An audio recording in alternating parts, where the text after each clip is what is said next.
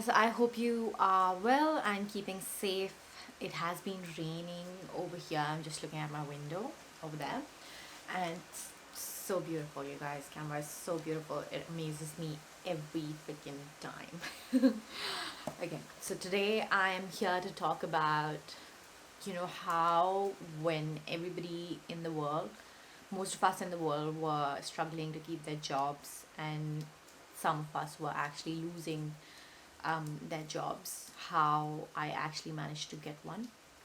And um, hopefully, when I share my journey with you, I'll share a few points that you may find interesting, and hopefully, you are able to use them as well to make things better for you if you are struggling. And yep, that's that. Let's get started.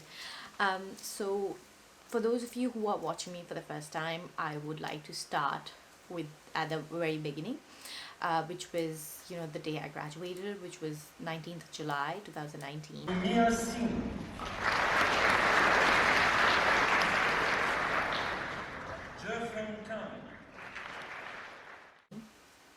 I had this engineering degree in my hand from the Australian National University, and I majored in digital systems and telecommunications. It was a good day, but it was also a stressful day in a sense, because that is the day that I decided that I do not want to go back, because I had been having conversations with my friends back in India, and basically, I decided that, with ambitions that I had, and based on the dreams that I had or have, I figured that it would be better if I stayed back in Australia and not went back. So the next step naturally was to figure out ways to remain in the country, and so I decided that I'll apply. Oh my god, it is literally like a thunderstorm outside. So I decided that I'll apply for the subclass 190, which is a skilled sponsored visa. Now, what that means is that the Australian Capital Territory, which is also recognized as one of the regional areas in Australia, they grant you a visa, which is a permanent visa, which lets you stay in the country indefinitely. So, the thing with this visa is that you are bound to stay in Australian Capital Territory and work as an engineer, if that is what you got the visa as, if that makes sense, for the next 2 years at least. Like, from the day they have granted you the visa, you are supposed to stay within the Australian Capital Territory 2 years from then. In order to be able to apply for that visa, you need to get your skill assessed. So you go to this institution, which is a well recognized, like a really old institution here, similar to IEEE or the Royal Society, and that's called Engineers Australia. So what you do is that you give your degree, you give them like this long document wherein you mention three of your past projects, three of your academic projects, and try and link them to the criterias that they have set for a person to be an engineer. I don't know if I'm making any sense or not, but I'm just trying to explain it to the best of my knowledge. So I got that done. I started that process immediately after graduating. So July I graduated. August I started that procedure, while I was also working on a casual basis in the food and beverage industry. Now, I've shared in my past videos that that is something that I couldn't compromise on. Like, I couldn't really leave my job and like focus full time on my visa and my job, like my legit proper job as an engineer, because my parents had spent so much money on my education. I had decided that I will not take any money from them any further. So even when I was studying, like between 2017 and 19, I didn't take any money from them in order to afford my living cost in Australia. I managed it on my own while working casually in the food and beverage industry, and it was a hard experience. but it was also like a very humbling experience of sorts. That entire thing took me till September 2019. So September 2019, I was an Engineers Australia recognized professional engineer, and as happy as that makes me and as proud as that makes me, my struggles didn't end there, because the thing with Canberra, like where I am and where I'm supposed to be for at least 2 years from the day I get my permanent residency, is that there's very few roles available in the private sector. Most of the roles that are available here in Canberra are either affiliated to the government, and not the state government, the central government, because Canberra is the capital, and it just makes sense. And so it is also very logical that why they don't hire people who are on a visa, because you are dealing with the matters that affect the country directly or indirectly. And if you are not a citizen, then why would they trust you? So basically what that does is that it makes people who are on a visa and who've graduated with who've spent a lot of money on good degrees and have graduated, it makes it hard for them to get jobs, and so it leads to frustration. September, I got my skill assessment done, and immediately after, I started the process for my permanent residency. Now, permanent residency is not a one-step process.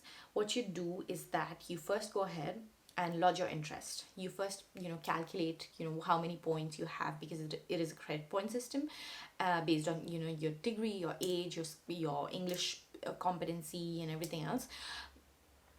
You get like combined points, and every month they release the cutoff points. So if you are above the cutoff point, then you get invited. So I lodged my interest somewhere around in October, with the 85 points, which was a good amount, for an engineer. And I was like affirmative that I'm going to get invited, and I didn't get invited.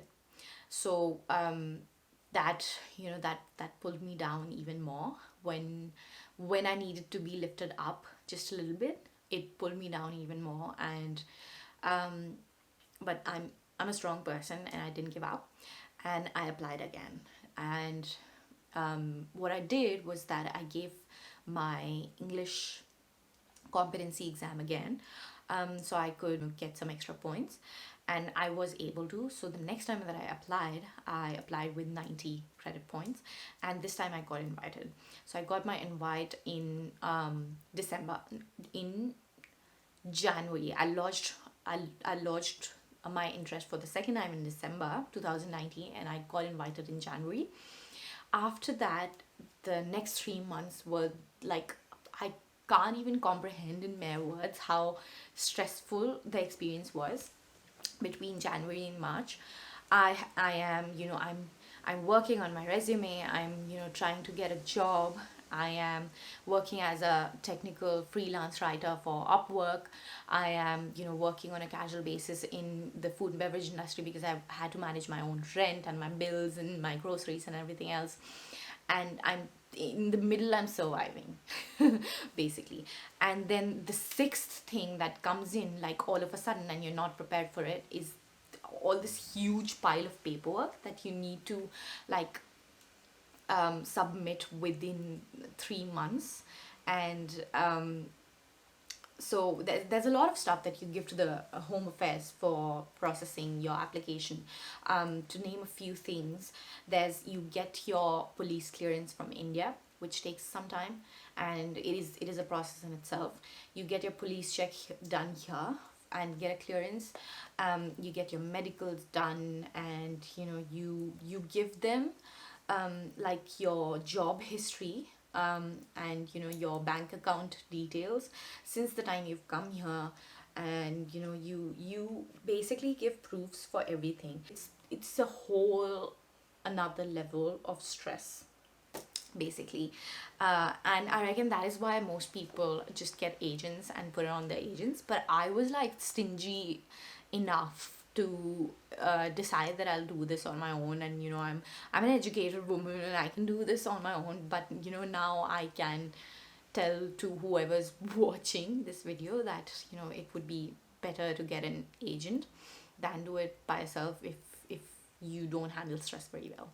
Jan to um, March, I was completely busy with this. And on top of this, in January 2020, I lost my job in the food and beverage industry that I was doing to be able to, pay my bills. And that was, another added stress to my already like very evident huge pile of stress. And that was because Canberra had like this huge hailstorm, and the place that I worked for had this like the entire roof was made up of this German made some fancy shit which broke apparently, and so they couldn't be operable anymore, if that's a word. Now, coming to the main point, like what were the things that I was doing? This was, all the like these were all the struggles that I underwent. But then, hang on, the good part's coming very soon. Now, starting from I really like Jan 2020, I really started to stress about, where I'm going with my life. And because I had recently lost the only job that I had, even though it was in my field, I at least had a job, and I at least had that peace of mind that I'm at least earning some money, even though I'm not going anywhere in my career. But in January, that was taken away from me as well. And now the real struggle started, because now I started like worrying about where I'm going with my life. I have two engineering degrees, a bachelor degree and a master's degree. My parents have spent a shitload of money on my education. And coming from a middle class family, that is not like a small thing. It is like a huge amount of money to spend. Now, talking about the things that I actually did to get the job that I actually wanted and have been loving to the bits. Started like blindly applying for jobs. I had been applying for jobs like even prior to that, like between July 2019 and December 2019. I had been applying for the jobs, but I had not been crazily applying for jobs. Jan 2020, I went crazy. Like I legit went crazy, and I started like applying for like 22 jobs per day. And I wouldn't even care if the job wasn't linked to the field that I was looking for a job in. I would just apply. And then I realized like this is not taking me anywhere. I'm getting rejections every day. My confidence level is falling like below par. And I had to do something about it. So I sat myself down on the table one day, and I said to myself, see, even if you get one of these jobs, and if the job is not to your liking, it wouldn't help you, it wouldn't take you anywhere. So you need to be really thoughtful about what job you actually want and what career you actually want to take up. Now, this took me like a week or so of research. I went through and I actually noted down each and every course that I had taken throughout my bachelor's and throughout my master's. I ticked every course that I had liked during my two degrees, and I crossed every course that I did not like. Now, this led me to the conclusion that I really did not like coding, and so I could not be in any of the core fields. So I couldn't be in IT. I couldn't pursue like anything, like I couldn't be like an embedded engineer, because that involves a lot of C, and if there's not C, there's Verilog. So there's heaps and heaps of low level languages. And so what was my option?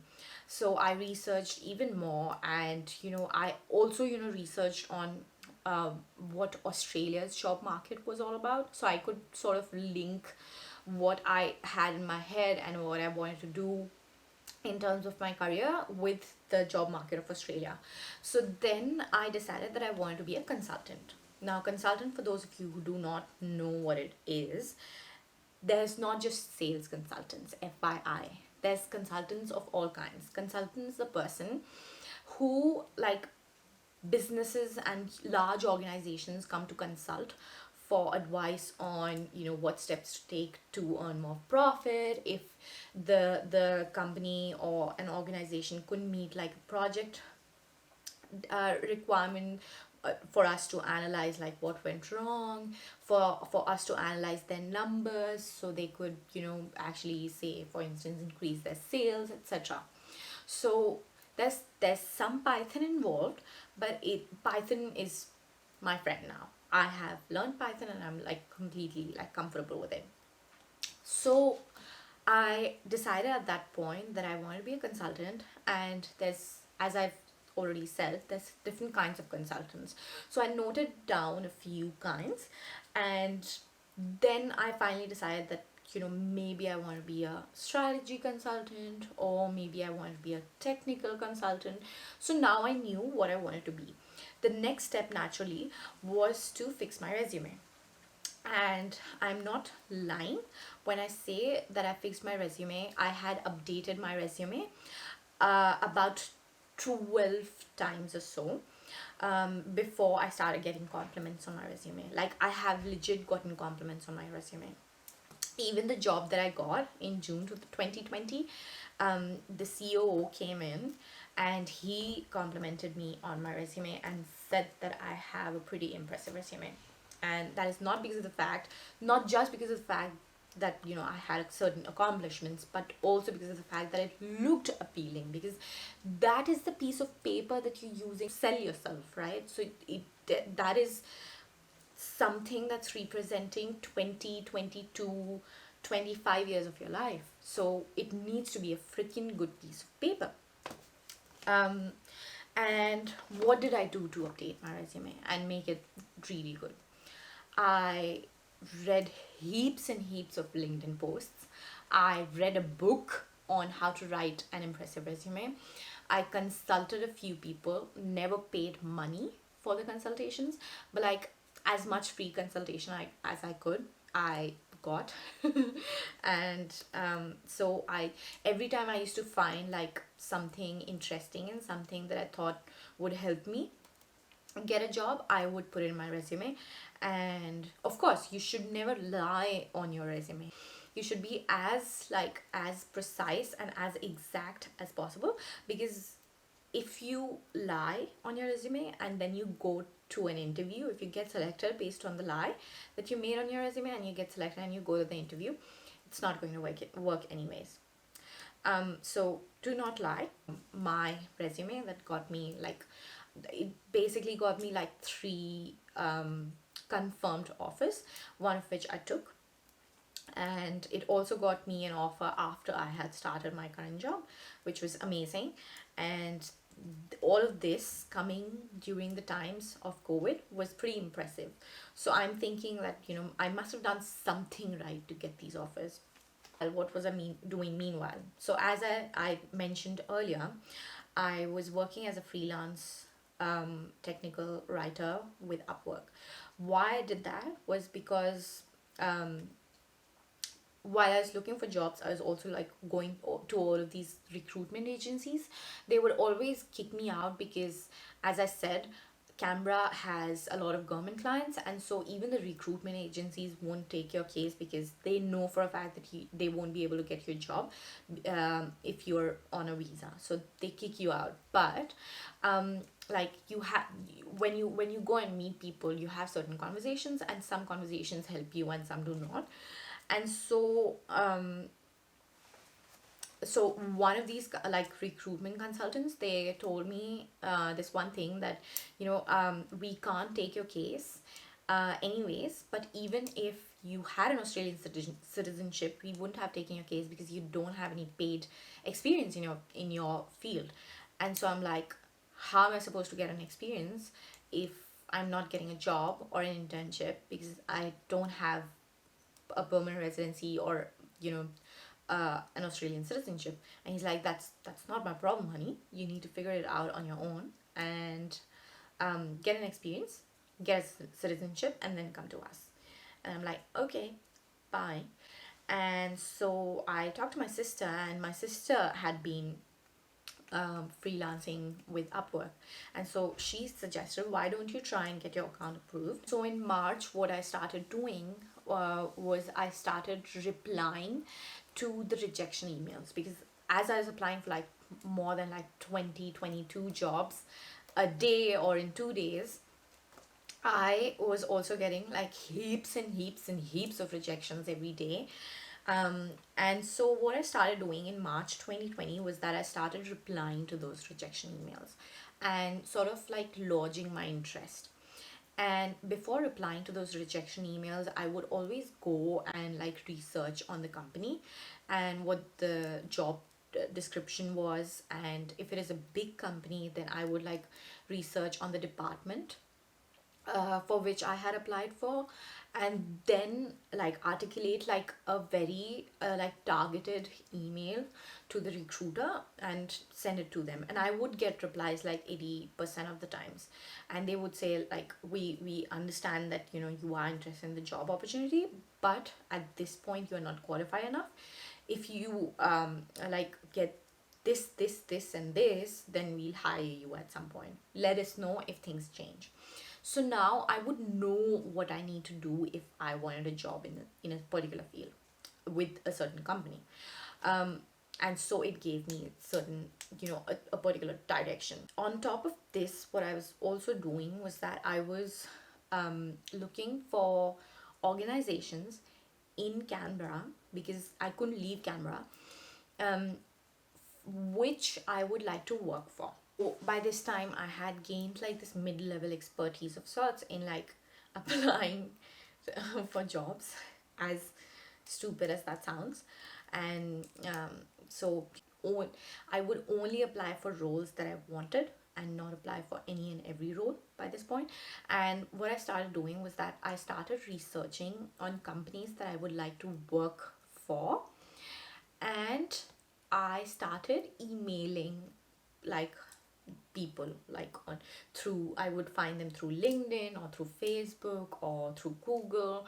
You should take me because da da da da da. I would list like crisp bullet points why I should be hired and why I was fit for a certain role. And because of the fact that I would do my research, I would write like really good, nice and crispy emails, which I would like most of the times get replies on. So that was a good thing.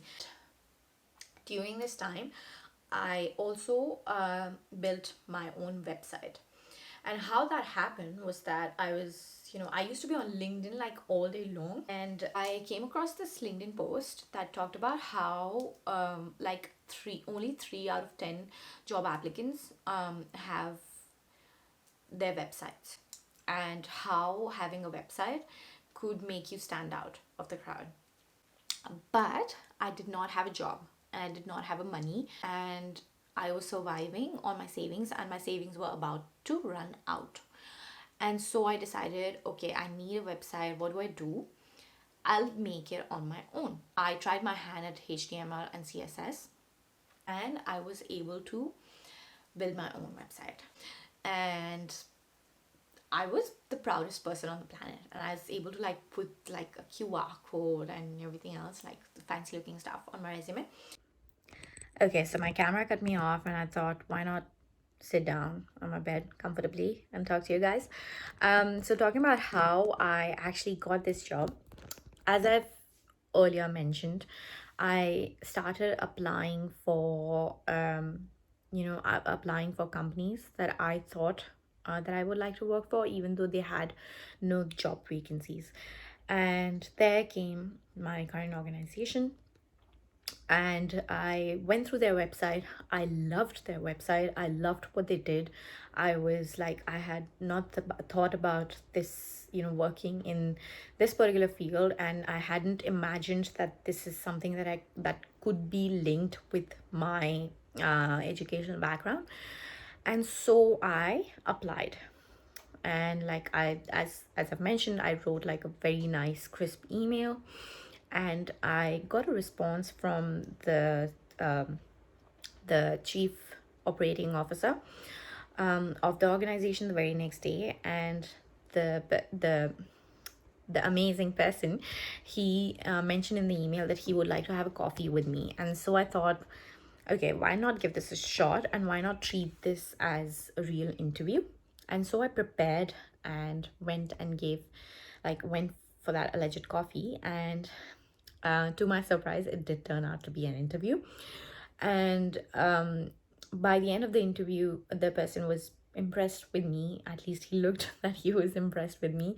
And he said, okay, I'm thinking I'll make you go through the second round. Next day, the second interview was scheduled, and it was with, of course, the owner of the company. And the owner of the company is like, he's a celebrity in his world, like legit celebrity, and I'm not even kidding when I say this.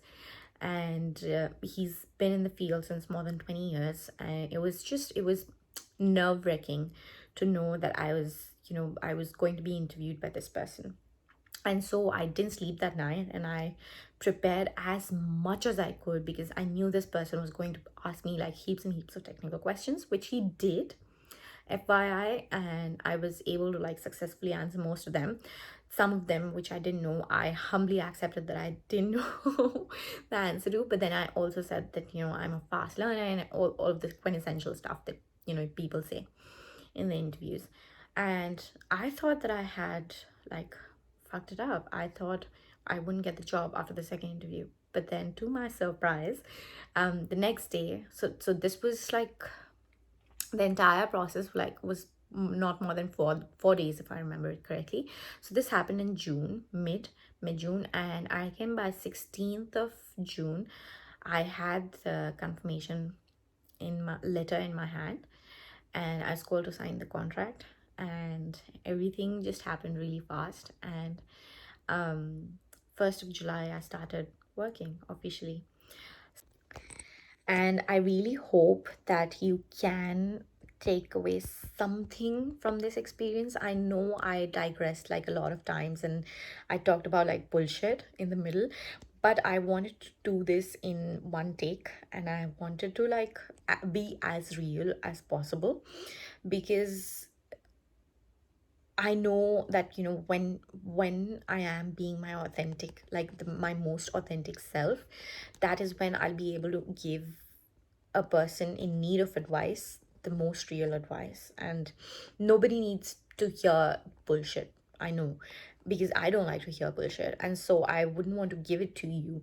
And that is why there's a little bit of, chitter chatter in the middle. But I hope you can take away some useful points from this entire experience. And also, like, so when I talked about, preparing for interviews, and I did get like heaps and heaps of interviews in the middle of Rejections, but I just wouldn't land a job. And so when I was preparing for like interviews between Jan and June 2020, I was using two of these things, and you can see the sticky notes sticking out. I'll show you. These are the sticky notes, and I'll also show you that this is filled from beginning to end, and the highlighted parts are the interview questions, like the possible interview questions. And I would write my answers, I would go through them for each and every like interview. And these are not just generalized questions. So say for instance, if I had applied for Telstra, and I got my so companies like Telstra and Optus, they have like 6-7 rounds of interviews before they actually hire you. So if I would clear like one round and I had to go to the second round, I would like research on Telstra and on the job description and everything else, and I would prepare my bunch of questions that I thought could be asked, and I would then go for the interview. And I would not land the interview, but like I would not go to the next phase. But then, it sort of like everything combined, in a sense, I think worked in a way to help me get my current job. And I'm not lying when I say that I am so happy with this job. It is a technical job, and I use like, I know, like, there's so many people who say that, they end up not using anything of they've learned during their educational years in their job. That is not the case for me. I've been using like so much of what I've learned at ANU at my current job. It is amazing how much stuff I'm able to use. And the people at my job, they are really supportive. I get positive feedback, I get negative feedback, and they just help me get better, which is what you need. And the role is of my liking, the job is of my liking, and I get to be on the forefront when I want to be. I get to be at the back end if the job requires.